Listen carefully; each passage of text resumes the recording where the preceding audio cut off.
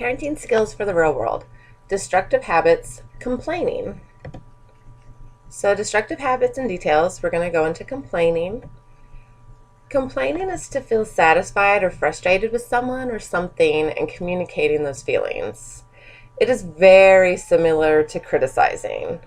It is a negative communication to a person about that person or other persons in an attempt to control someone, to stop or start something.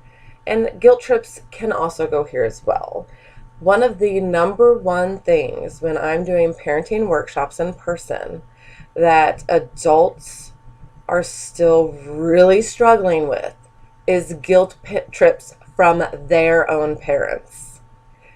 That is one of the most difficult ones to shake free from. So if you are still dealing with guilt trips from your parents, you know firsthand how difficult it is to have that going on from parent to child. So this is one of those ones that really can be really profound. And I'm just like everybody else. Complaining can be someone complaining to you about you, like you stink at this job, yada, yada, yada, or you as a parent, you didn't do a good job washing the dishes.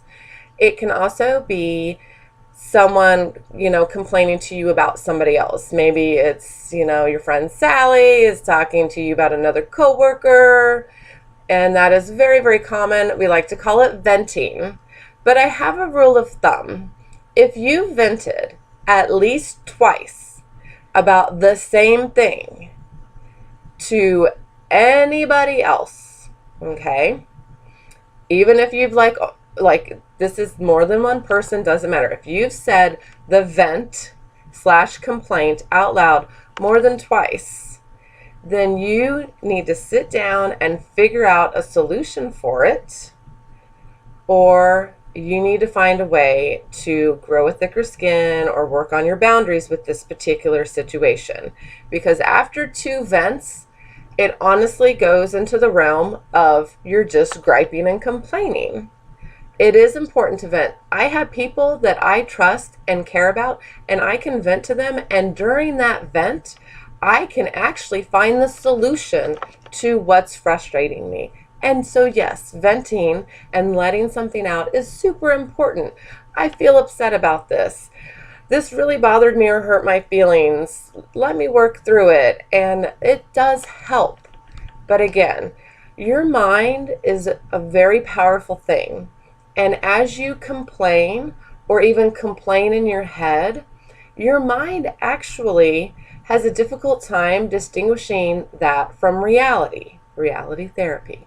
So as you complain about the same thing again and again and again and again, or you complain, or what we like to call ruminate in your mind over and over and over again, your brain just starts cycling about this horrible thing and you're complaining in your mind, your brain does not see that this is not happening.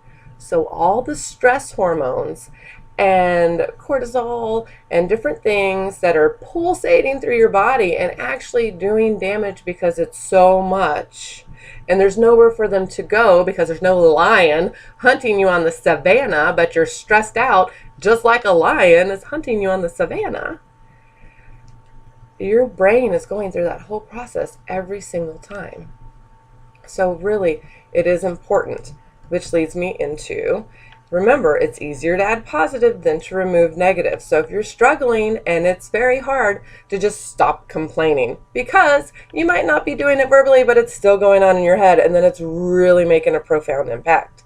So it's easier to add the positive things. When you have a complaint, find two positive things to think about. Okay, my toilet just backed up and flooded my bathroom. Super fabulous. And it just happened a few days ago. Yay! Okay, it's super gross and it's disgusting. However, I live in Houston and we've just gone through Hurricane Harvey not that long ago. And so right now, I don't have 8 feet of water in my house. I have a few inches. Okay, so it still sucks, but okay, it could be a lot worse. Okay, I'm moving on. Also, You know what? I have some Bluebell ice cream in the freezer. That's fabulous. Yay. That's a super positive thing. All right, I feel a little bit better about that now. Also, I love my job. I love working with kids. I get like so many hugs in a day. It's not even funny. Okay, that's another good thing. All right. Okay. Yeah, it can be cheesy like that dude on SNL that's looking in the mirror and he's like, and gosh darn it, people like me. Go cheesy. Have fun. Be silly. Be goofy. Get your fun back. That's the key to being happy. The happiest people in the world don't have the best of everything. They just make the best of what they have.